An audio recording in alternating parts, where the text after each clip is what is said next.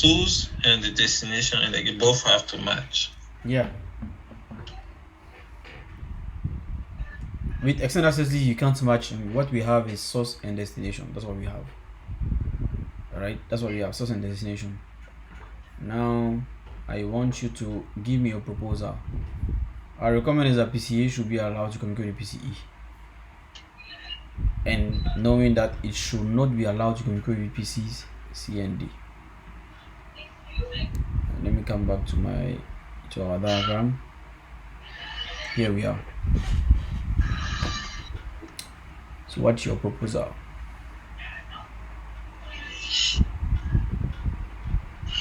Proposal is access. Okay, so let me go back and write what you are saying. But first of all, on which router are you going to apply your access list? Yeah, and since on the note on the recommendation it says it's got to be on the source. So as per the recommendation of Cisco, it has to be closest to their source, right? Closest to the source. So, as a Cisco recommendation. Yeah. So since it's a PC, the source is a PCA. So we're going to apply the access list on the F.0.0. All right. So router 1 and closest interface will be F0/1. F0/0 rather. Yeah, that's 0. Okay. So let me write it down here.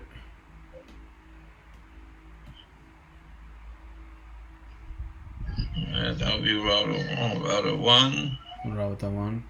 Yeah, I'm listening. The one that's going to be access list 1. Access list 1. Access list 1. No, we are doing extended access list. It ranges from 100. From 100. Yeah. 99 if it's numbered. So at least access list 100, for example.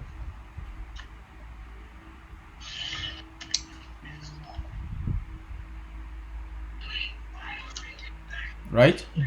Yeah, access list 100. Access list 100. Yeah. Permit. It's gonna be permit. Permit host. So you want us to permit? Yeah. We are permitting. I'm listening.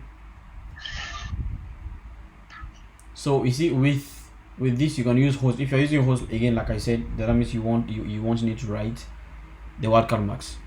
So permit host, and what will be the IP? 192.168.0.2, and the destination. So as per the diagram, we are interested in, it should be permitted to talk with PCE, right? PCE, yep. So let's look at PCE's IP. PCE ISP, I think is 24. It's 3.2. 3.2. So 3.2. So this is for the source. Are we good? This is This is from the source. Now we need to put for the destination. So host, again, like I said, can put 192. And 68.3.2. The 3.2. Alright, so this becomes for the destination. That's what we mean by source and destination. Alright. IP.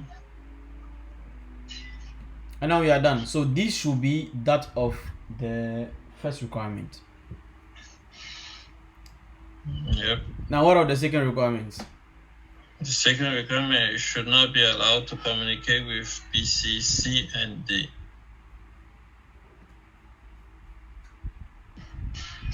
So that will be on router. That will be on router 2. Okay, so if you want Fine. So if what we're going to do, you're going to do it. You're going to do what you want us to do first, and then later we'll see other possibilities of doing it. All right. So now, first of all, for this one, let's apply. Let's try to apply it. Okay. Let's try to apply it. So we are applying it under the interface F0/0. Are you sure it's 0/0? Just let me confirm. No. Yeah, 0/0 exactly. It's true. F0/0. Yeah, because it's on the source, right? You're working on the source. So yeah. So access group. So you're gonna be access group 100. Yep. Access group. What will be the direction? The direction, since it's from PCA to going to PCE, and we're working, that will be inbound. Wonderful. Okay. Now let's study it. Let's study what it's going to give as impact. Now look, when there is traffic, let's assume there's traffic from PCA, it's IP address from source 0.2 going to 3.2. all right, so that's our, let's focus on it here. That's what I'm emphasizing on here. 3.2. What is router 1 going to do when it receives? Router 1, when it receives inbound on interface functionalities at 0, is going to look at the access list 100. And it's going to, again, like I said, it's going to look at it from top to down, lowest sequence number to the highest sequence number. So in our case, the first access entry, the first access list entry AC that is going to find is permits any traffic that has, okay, source of 192.168.0.2 and that has the destination IP of 192.168.3.2. Now, according to you, when we look at this traffic in transit, does it match or it doesn't match? That statement. Does it match or it doesn't match? It matches, right? It matches, yeah. The source is 0.2 and the destination is 3.2. So the router is going to forward, is going to permit, which means it's going to forward it along. Alright? So it's going to forward it here, and then here. So at the end of the day, we know that this device will be able to communicate. Wonderful. So first requirement has been what? Has been fulfilled. Now it is left with the second requirement. The second requirement says it should not be allowed to communicate with PCC and D.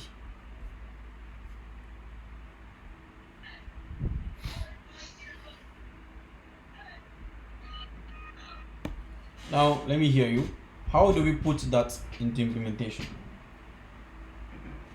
The implementation is gonna be, it should not be allowed to communicate with PCC and PCD. Now it says that the communication will go from A to C and D, but we don't want that communication to happen. I mean, if it happens, it should be denied, right? So they shouldn't be able to achieve that. Yeah. If it happens, it should be denied. Yeah. So, and we know that on the extended, it's on the source. So it's gonna be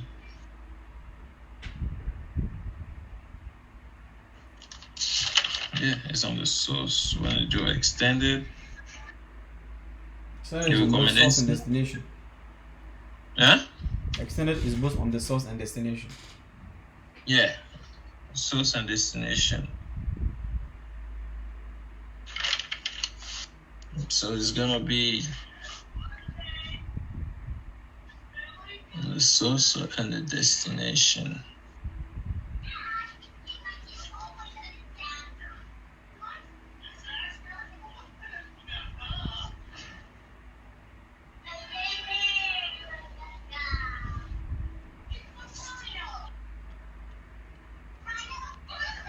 See, let me surprise you with one thing, and that will be the introduction of another thing that you ignore.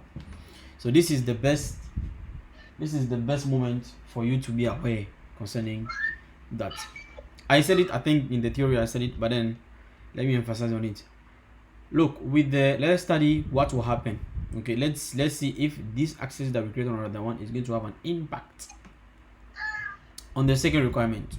Okay, so router 1, the traffic this time around is from 0.2, all right, from 0.2 going to 23.2, for example, or 23.3.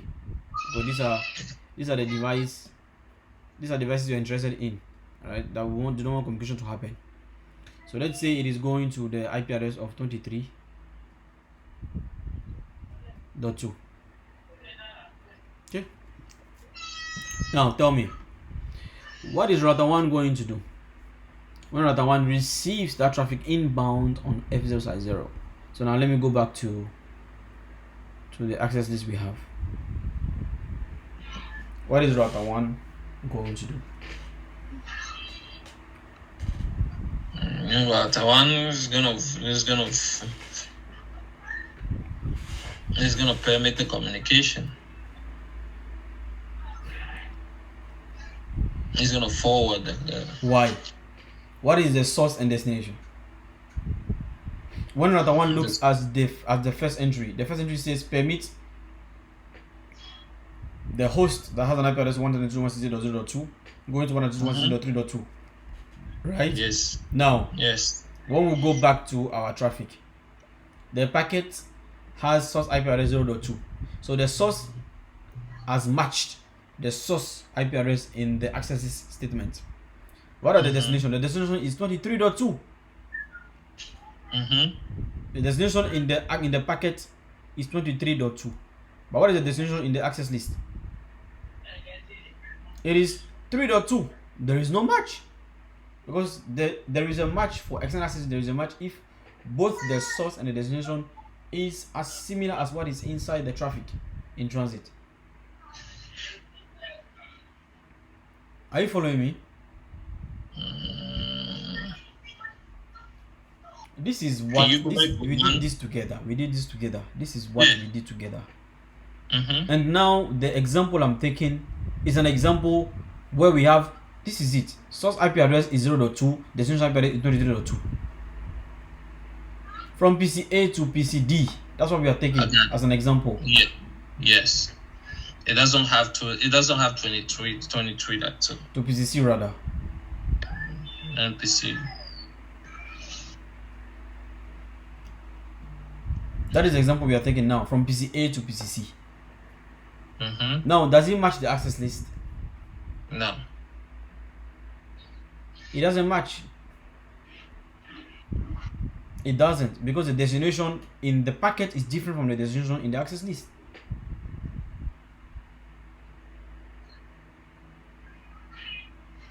Are we good? We are talking about, don't forget that we are talking about extended access list. And we are matching with extended access list. We say we have a match if the source and the destination IP is the same. If it's only the source that matches, we don't have a match, because we are not talking about, we'll have a match if we're talking about standard access list. But when it comes to extended access list, we have a match when both the source and the destination are the same. So here, it is true that in the packet, the source IP address matches the source IP address in the access list, but the destination doesn't match. So there is no match. The overall result is that there is no match, because that source is not going to the same destination. So he can't perform his action based on this. No. Are we good?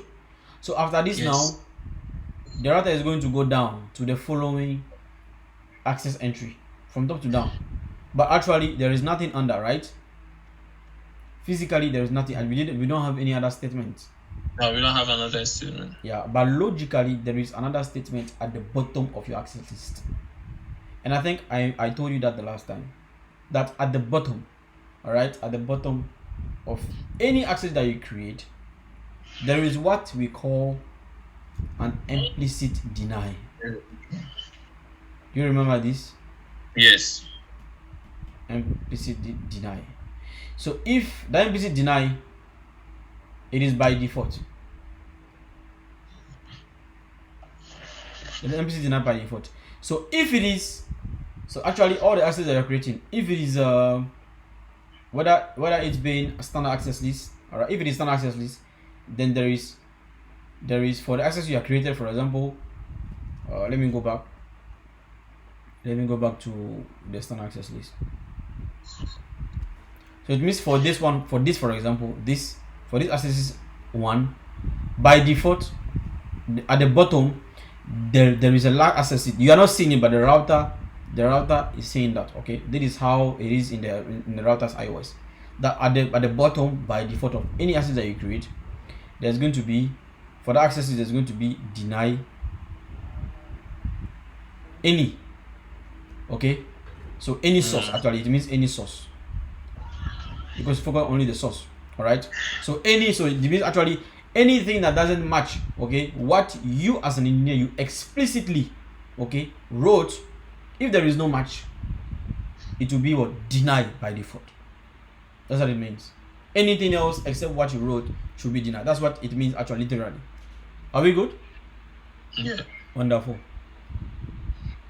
So if I come back to this, all right, after this there is a phantom access list that is there. There's a phantom statement that says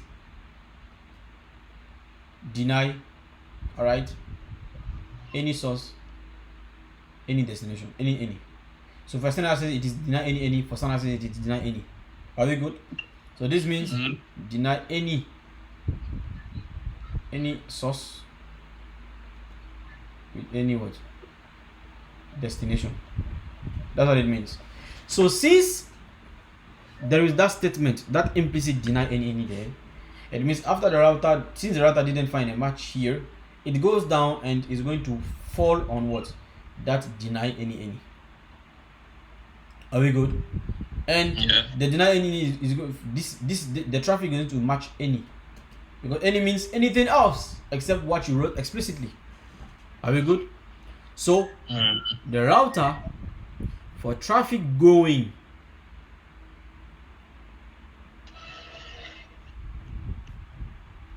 actually for traffic, any traffic that doesn't match what you wrote, okay, like this one for example, since it didn't match the first statement, then it will fall on deny any.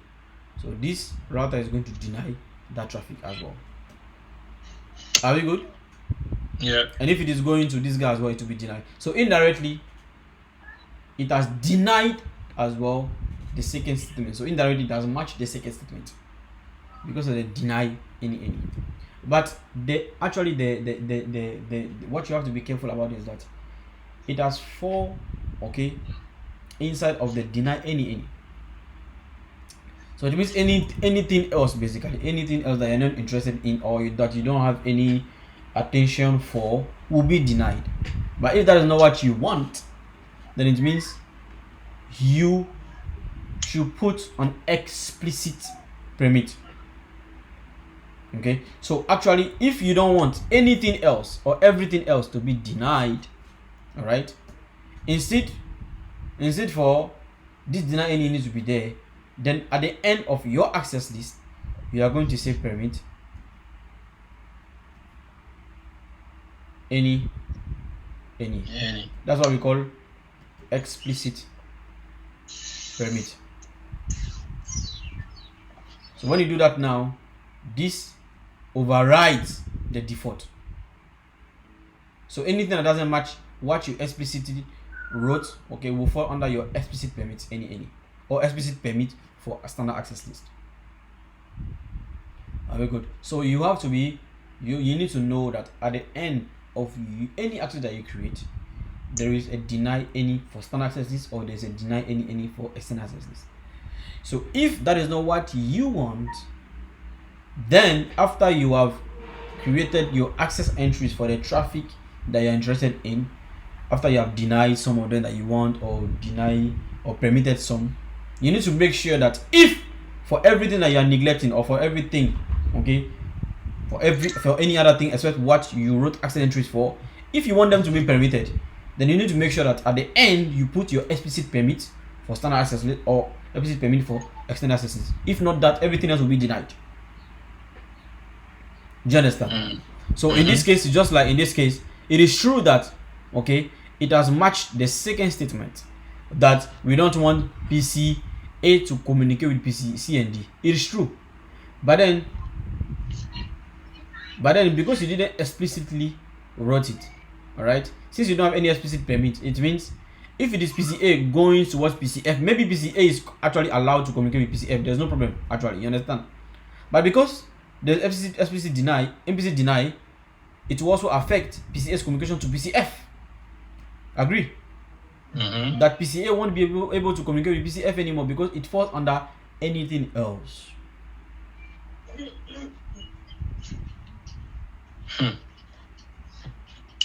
Have you seen how tricky this access list can be? Yeah. That is why you have to be. That's why I told you that. You see, there are multiple access lists. To understand access list, it is what it is. It is context. You have to take scenarios. You have to take context. That is why I'm taking all these different scenarios since we started, for you to actually see how access lists can actually behave based on the requirement or based on how you're implementing it. So that's what makes it a complex technology, because if you're not careful, you can create your access list and then without actually knowing, okay, you deny, or that same access list will actually deny certain things that actually you didn't want. Okay, it will give you a result that you didn't expect. So it's like when you're doing access list, you have to take your time and think about everything. You have to think about all the possibilities actually before you go to the implementation of your access list. You have to study it well, your requirement, what you want. So best practice right now is that, let's say for example that you see, except the scenario, except what I wrote, okay, except if to close this whole thing, except what we emphasize on, okay, what we are really interested on, except these two requirements, we want everything else to be permitted. Then it means, what do we need to do? It means that we need to put, first of all, explicit permit, all right, any. But then before we put that explicit permit any, because that is going to be at the bottom, like I said. So before you put that explicit permit any, you need to first of all match what you're interested on. They have to be on top, because I told you it goes from top to down. You understand? So it's just like, let's assume that at the end of this I do this. So I have permit, okay, any. That's what you did. All right.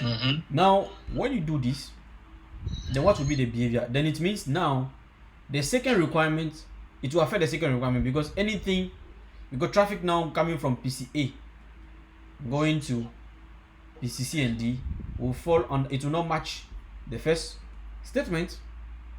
Are we good? It means it will not match this one. So after this, it will fall under what? This, and it will match that statement, and then it will be permitted. But that's not what you want. You understand? So before you actually before you put your explicit permit any, what I want you to know is that you should, first of all, for your specific requirements, okay, your specific requirement, you have to put them on top. Put them on top first before you put your general actions. So if your general action is to deny everything else, put your statements, your specific statements at the top, so that at the end now you can deny any, or you can deny any, or you can permit any, or you can permit any. Are we good?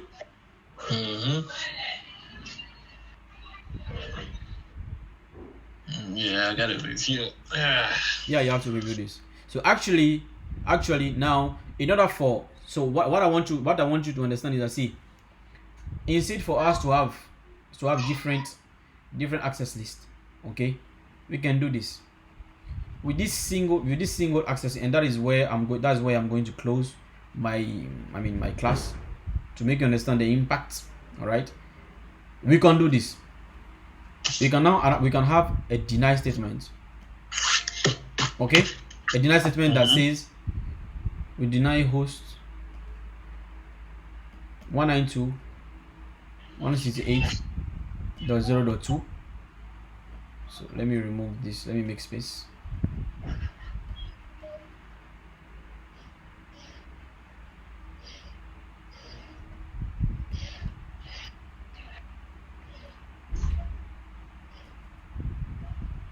Deny 168.23.2. Very good. That is for PCA to PCC. Okay, and then we have another statement again.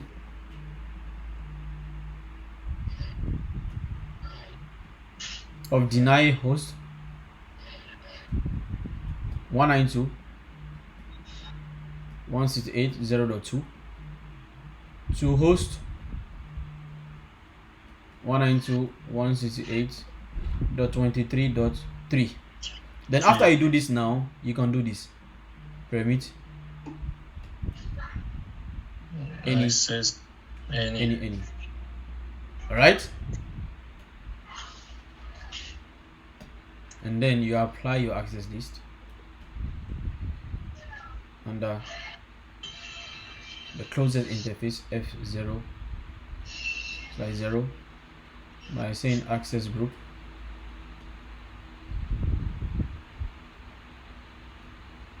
$100 inbound.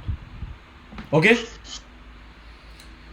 good. So now if let's put everything together, let's say we have traffic from what? We have traffic moving from PCA all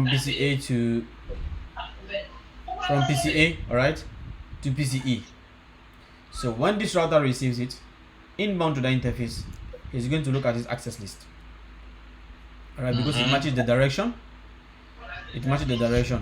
So it will look at access 100, and when it starts accessing 100 from top to down, there is permit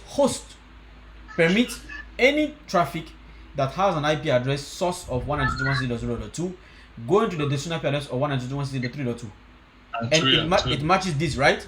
So it will be what? It will be permitted. Wonderful. So first requirement has been successful. And now let's say there is traffic from PCA to PCC. So that is from 0.2 to 23.2. The router receives it inbound. It matches the direction, so it pays attention to what? To its access list 100. From top to down, it will look at the first one. It says permit 192.168.0.2 going to 192.168.3.2. It doesn't match the access list. It doesn't match the traffic. So it will go down again. It will come to the second line. It says deny any traffic that has an IP address of 192.168.0.2 going to destination IP address 192.168.23.2. And here it matches the traffic, right? So it will be what? It will be denied, as you want. And the same thing also be applied for the other one. That when there's traffic from PCA to PCC, it will again go from top. There's no match, it will go down. There's no match, it will come here, and it will find a match from 0.2 going to 23.3, and it will deny. You see? And if there is traffic, maybe let's say moving from, let's say there's traffic coming from PCB, all right, from PCB going to PCC or PCD. Okay, let's say from PCB to PCC. So from 0.3 to 23.2. All right, and I think we are going to close there. This is not part of our requirement, so that means we didn't emphasize on that. We are not interested in that for now. Okay, we don't have any issue with that. So to look at the first sequence number, the first says 192.0.2. So actually it doesn't match at all. So it will go down. 0.2 going to, it doesn't match because the source is 0.3 going to 23.2. It will go down again. 0.2, it doesn't match. It will go down and then it will fall on the explicit permit. And since if that is what you wanted as an engineer, that anything else that you didn't emphasize on should be permitted, then it's what? It will permit the IP address. But if you didn't do that, then it means what? It will be denied by the phantom deny any.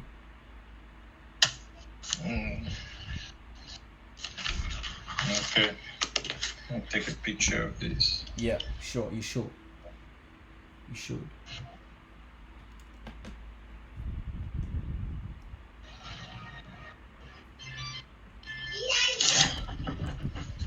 Are you done? No. I'm taking a picture of this one. All right, just go ahead. Okay, good. So actually, before I finish, okay, let's compare now the difference between extended access list and the standard.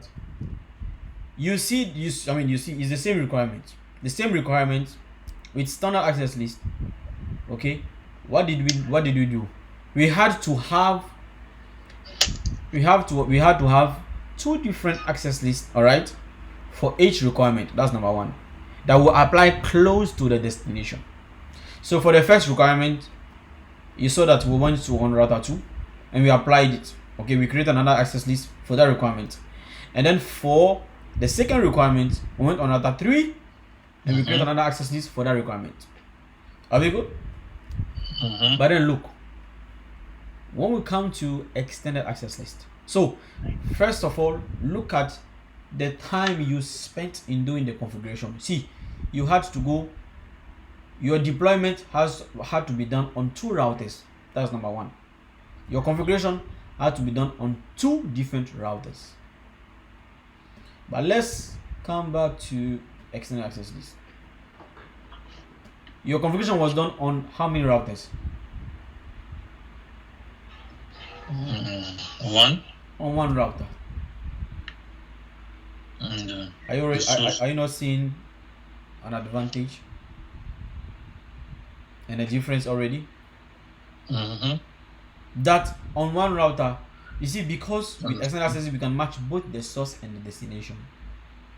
On a single router, you can actually have multiple access entry for an access list that will match a lot of your requirements.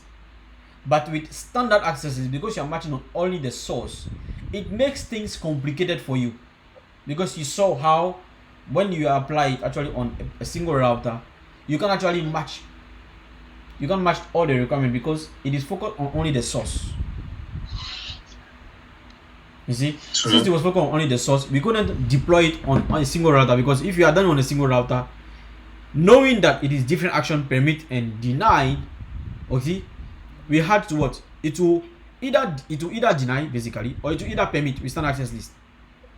But with extended access list, we could have matched. We can match. Because you see, look at something for the same source. Look at the source. The source is the same, right?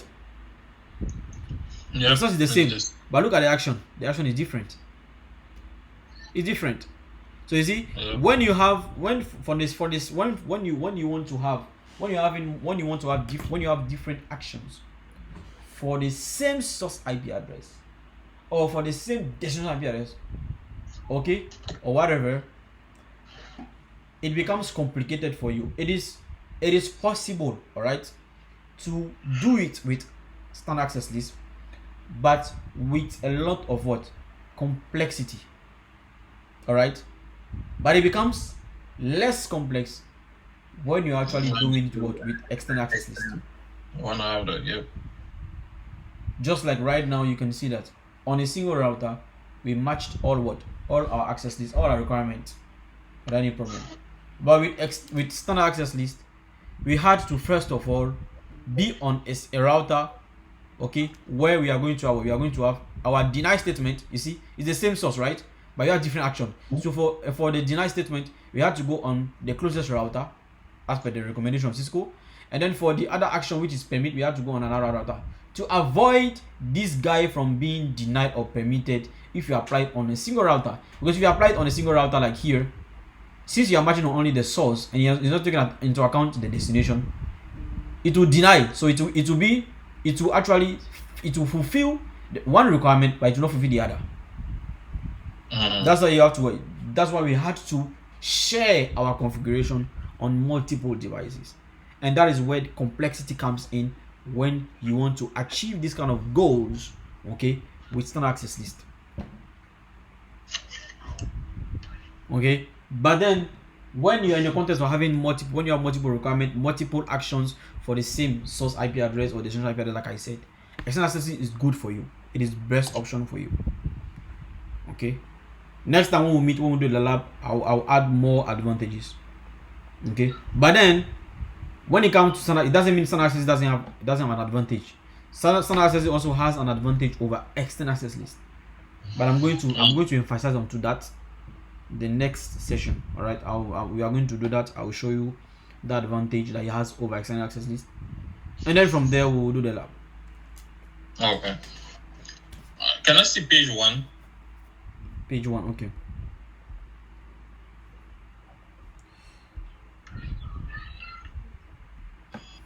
Page 1.